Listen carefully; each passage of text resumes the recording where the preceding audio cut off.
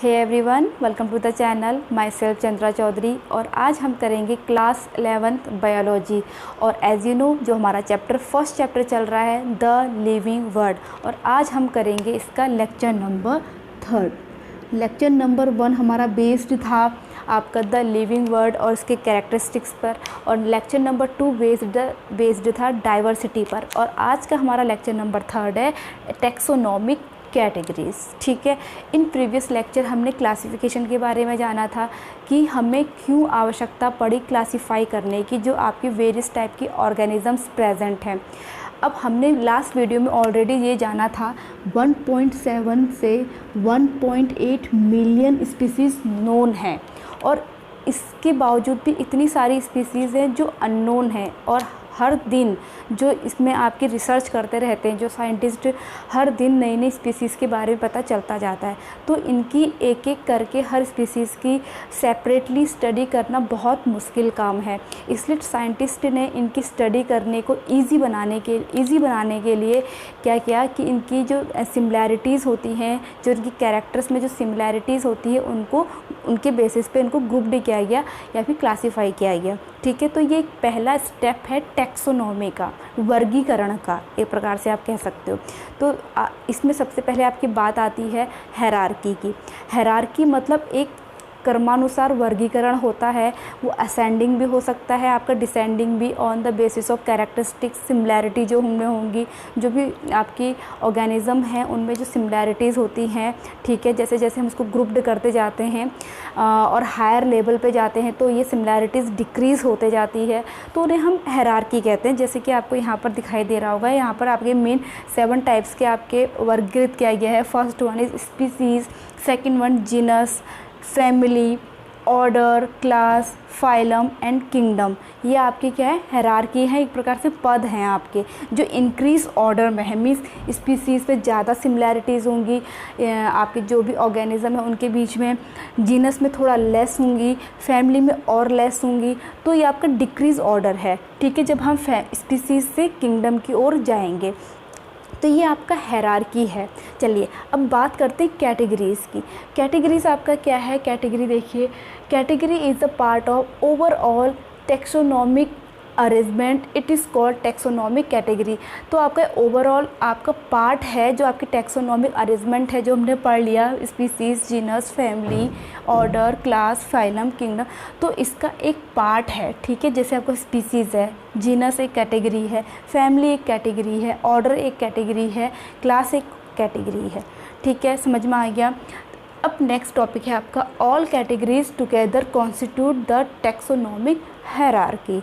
ये जब हम ऑलरेडी मैंने आपको समझा दिया है कि ये सारी की सारी कैटेगरी मिलकर, ठीक है, स्पीसीज़ टू किंगडम, ये जो आपकी 7 टाइप्स की कैटेगरीज हैं, इनको मिल करके ये क्या बनाते हैं, टेक्सोनॉमिक हायरार्की बनाते हैं। क्लियर हो गया? Okay. Also known as linear hierarchy, this is very very important term.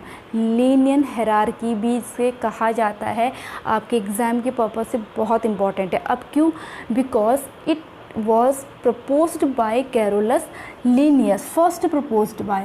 ठीक है, क्योंकि आपका जो ये हायरार्की जो दिया है वो सबसे पहले कैरोलस लीनियस ने इन्होंने दिया है, तो इसीलिए इन्हें इसे लीनियर हायरार्की भी कहते हैं। ठीक है, फादर ऑफ सिस्टमेटिक बॉटनी, ये भी बहुत इंपॉर्टेंट है, जो कैरोलस लीनियस है, जिन्होंने बायनॉमियल नॉमेनक्लेचर भी दिया है, हम प्रीवियस वीडियो में पढ़ चुके हैं। ठीक है, कैरोलस लीनियस ने बायनॉमियल नॉमेनक्लेचर भी दिया है, और ये जो आपका क्लासिफिकेशन है ये भी दिया है, तो this is called father of systematic botany. Clear हो गया? ओके। नेक्स्ट है आपका टर्म टैक्सॉन। अब देखिए टैक्सॉन क्या है। अकॉर्डिंग टू मायर के बारे में हमने पढ़ा है, क्योंकि आपकी जो NCERT बुक है, आपकी जो ये यूनिट चल रही है, ठीक है, diversity in the living organism, उसमें फर्स्ट आपका पेज में इनके बारे में दिया है, और मैंने पढ़ाया हुआ भी है। इन्होंने 1964 में इसकी डेफिनेशन दी थी। इन्होंने क्या कहा, taxonomic group of any rank that is sufficiently distinct to be worthy of being assigned to be definite category। ठीक है, आपकी जो एनी रैंक है, जो आपके ने क्लासिफिकेशन किया है, टैक्सोनॉमिक जो ग्रुप है उसकी एक कोई भी एक रैंक है जिसे हम नाम देते हैं आपका टैक्सॉन का। जैसे आपके मैंगो हैं, आपके पोटैटो हैं, टोमेटो हैं, वो पर्टिकुलर क्या है, एक टैक्सॉन है। ठीक है, अब जैसे आप टैक्सॉन है जो इनको ग्रुप किया गया है एनी रैंक में भी हम कह सकते हैं। अब यहाँ पर हमने इसको कैटेगरी भी नाम दिया। ठीक है, जो आप ये means species, genus, family, order, ये आपकी क्या है, कैटेगरी भी हैं। और इनमें जो हम रियल एग्जिस्ट करने वाले ऑर्गेनिज़म को जो रखेंगे उन्हें हम टैक्सॉन कहेंगे। तो दोनों में डिफरेंस क्या है, कैटेगरी और टैक्सॉन में? टैक्सॉन आपके रियली में एग्जिस्ट करने वाले ऑर्गेनिज़म है, और कैटेगरी क्या है, जो हमने एक एब्स्ट्रैक्ट टर्म दिया है। ठीक है, जैसे आपके क्लास है, क्लास एक आपकी कैटेगरी है, और इसमें जैसे मैमल्स को रखा गया है, मैमल्स में हम ही इंक्लूड होते हैं। तो मैमल्स में मतलब ह्यूमंस बीइंग इंक्लूडेड रहते हैं। तो ह्यूमंस बीइंग क्या है, एक टैक्सॉन है। क्लियर हो गया, समझ में आ गया?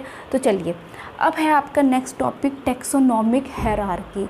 जो आपके वर्गीकरण के जो पद हैं, स्टेप्स हैं, वो क्या क्या हैं, ऑलरेडी हम पढ़ चुके हैं।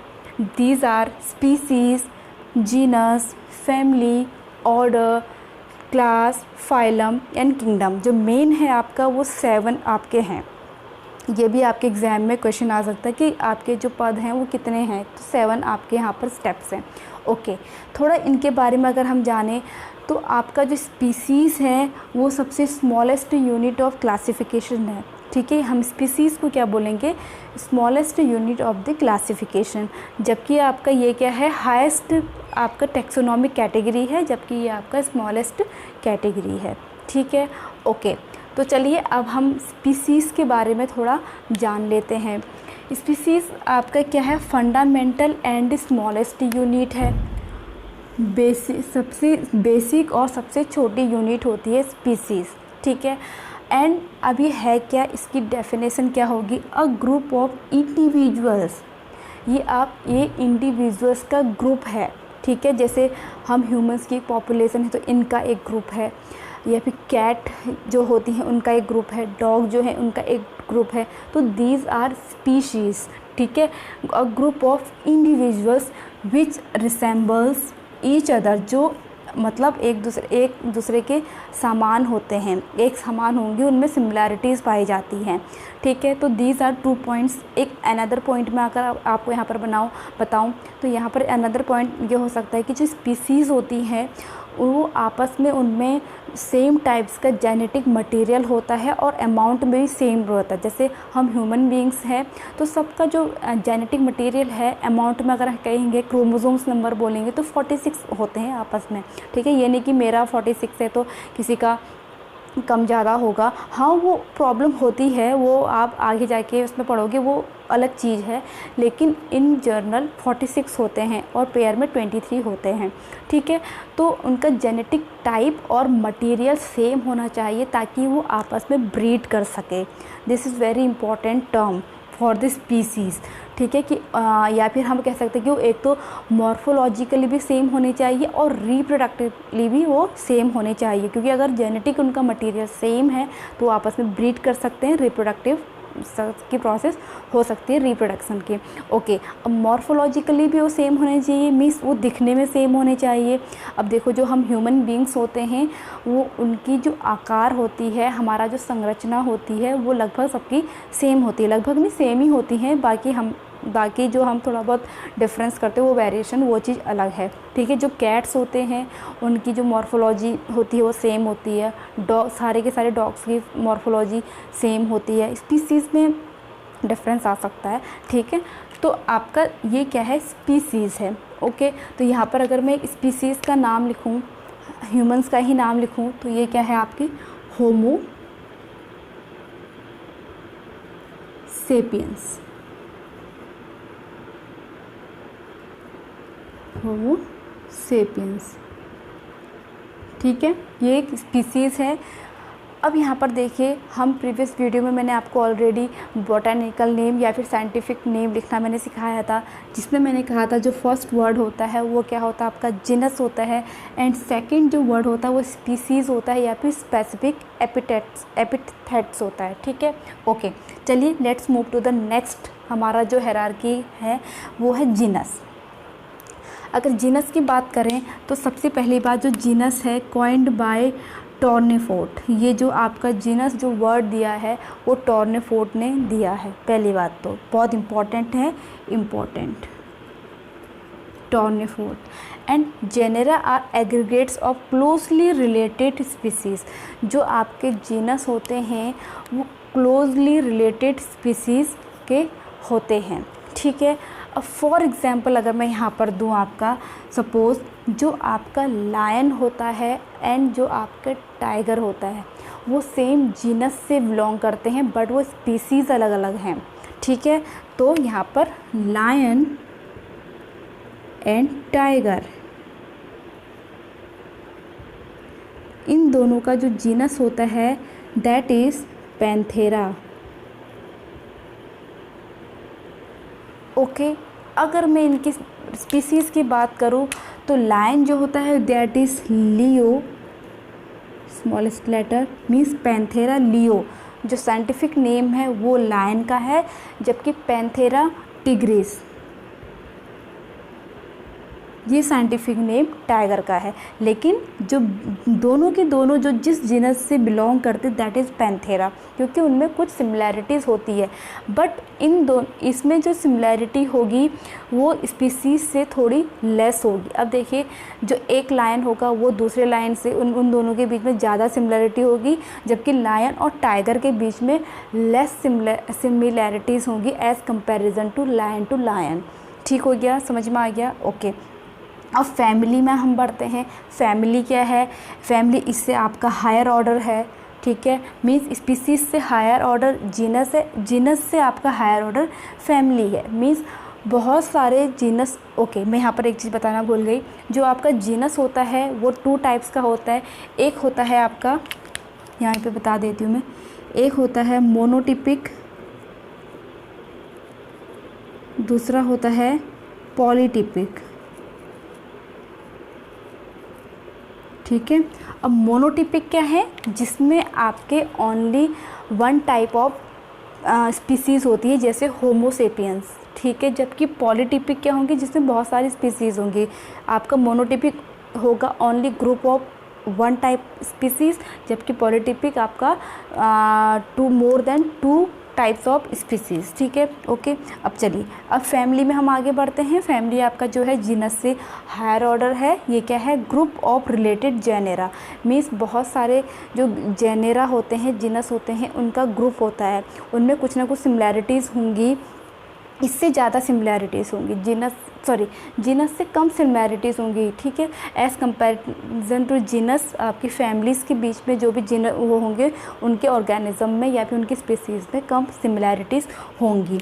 सेकंड है आपका common feature but less similarity. ये मैंने आपको बता दिया, कुछ कॉमन फीचर्स होंगे लेकिन उनके बीच में सिमिलैरिटीज़ थोड़ी कम होगी as comparison to genus.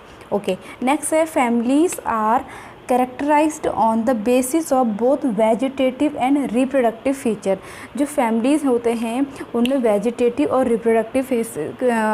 Reproductive features के अकॉर्डिंग उनको मतलब उनको ग्रुप्ड किया गया है फैमिली में। ओके, चलिए यहाँ पर मैं एग्जांपल आपको दे देती हूँ। हम एक आप जीनस पढ़ चुके हैं पैंथेरा। ठीक है, पैंथेरा एक आपका जीनस है। ठीक है, अब दूसरा आपका जीनस होता है कैट का, जिसे हम फेलिस कहते हैं। ये 2 जीनस के बीच में आपकी सिमिलैरिटीज़ होती है। ठीक है, तो इनको एक फैमिली में रखा गया है जिसे हम कहते हैं फेलिडी। तो फेलिडी इज़ अ फैमिली। ठीक है, ओके, समझ में आ गया।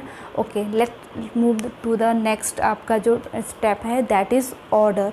ऑर्डर आपका क्या है? Assemblies of families, means families का ग्रुप है, ग्रुप ऑफ फैमिलीज़ आप कह सकते हो। Exhibit a few similar characters, means वो जो फैमिलीज़ होंगी उनके आपस में कुछ ऐसे कैरेक्टर्स होंगे जो सिमिलर होंगे, लेकिन वो सिमिलैरिटीज़ लेस देन फैमिली होगी, ठीक है, उसे हम क्या कहेंगे? ऑर्डर।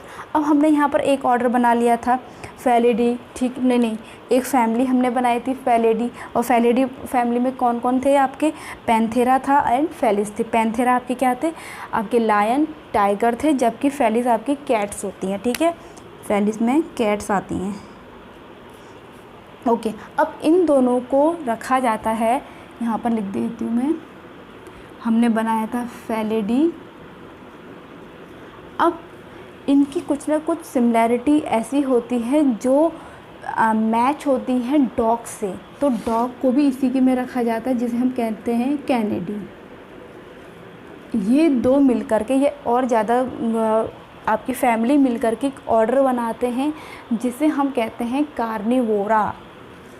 इसे हम क्या कहेंगे? Carnivora. Carnivora is a order, ठीक है, इज़ एन ऑर्डर, एक वो ऑर्डर है। ओके, अब क्लास आपका हायर ऑर्डर है, हायर स्टेप है कह सकते हैं हम ऑर्डर से, ठीक है। अब क्लास में जो लेकिन सिमिलैरिटी लेस सिमिलर, हायर तो है लेकिन उसके में उनके बीच में लेस सिमिलैरिटीज होंगी एज़ कंपैरिजन टू ऑर्डर। अब जैसे यहाँ पे हमने एक ऑर्डर लिया था कार्निवोरा, ठीक है, कार्निवोरा एक ऑर्डर है, प्लस प्राइमेटा जिसमें हम लोग अभी आते हैं, ह्यूमंस में आते हैं, प्राइमेटा एक ऑर्डर है। ये दो मिलकर के एक क्लास बनाते हैं जिसे हम मैमेलिया कहते हैं, मैमल्स कहते हैं, ठीक है। अब मैमल्स के कैरेक्टरिस्टिक्स आपको पता ही होंगे, आपने क्लास 9th में ऑलरेडी पढ़ चुके हो, ठीक है, जो बेबी बर्थ होते हैं एंड जिनकी बॉडी में हेयर होते हैं। देखो कार्निवोरा जो टाइगर्स वगैरह हम ऑलरेडी पढ़ चुके हैं, उन सब की बॉडी में हेयर होते हैं, ह्यूमंस की बॉडी में हेयर होते हैं, मंकी की बॉडी में हेयर होते हैं। तो मैमल्स के कुछ कैरेक्टर हैं जो सिमिलर होते हैं, इनको एक क्लास में रखा गया जिसे हम मैमलिया कहते हैं। ओके, अब नेक्स्ट हमारा यहाँ पर कैटेगरी आती दैट इज़ फाइलम। पहली बात, जो फाइलम है it is coined by Cuvier, इसे कुवियर ने कॉइंड किया था।